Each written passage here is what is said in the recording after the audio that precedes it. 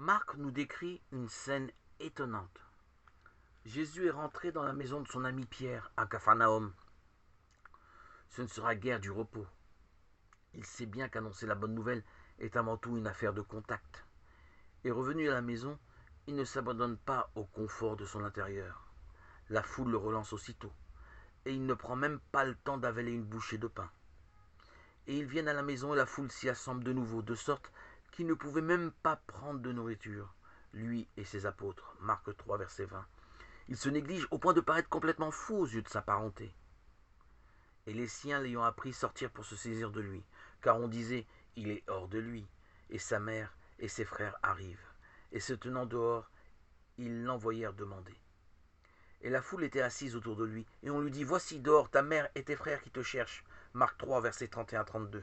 Ce qui est étonnant de vie, c'est ce double mouvement, et de la foule qui enserre Jésus, et des parents agacés qui veulent le rejoindre. C'est aussi cette maison de pierre, si bien décrite.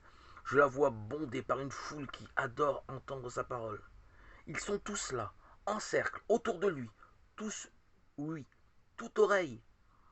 Je les imagine tassés comme harengs dans la petite cour intérieure de la demeure de Pierre.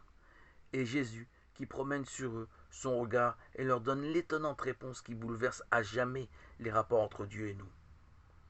En répondant, il dit « Qui est ma mère et qui sont mes frères ?» En jetant un regard sur ceux qui étaient en cercle autour de lui, il dit « Voici ma mère et mes frères. Quiconque fait la volonté de Dieu, celui-là est mon frère et ma sœur et ma mère. » Marc 3, versets 33 à 35. Nous sommes un peu choqués à première vue par l'affirmation de Jésus. Qui est ma mère, qui sont mes frères? Et étendant sa main sur ses disciples, il dit, voici ma mère et mes frères. Car quiconque fait la volonté de mon Père qui est aux cieux, c'est lui qui est mon frère et ma sœur et ma mère. Matthieu 12, 48 à 50. Nous sommes choqués à cause de la Vierge Marie. Mais en fait, qui mieux qu'elle a su écouter la parole de Dieu et la mettre en pratique?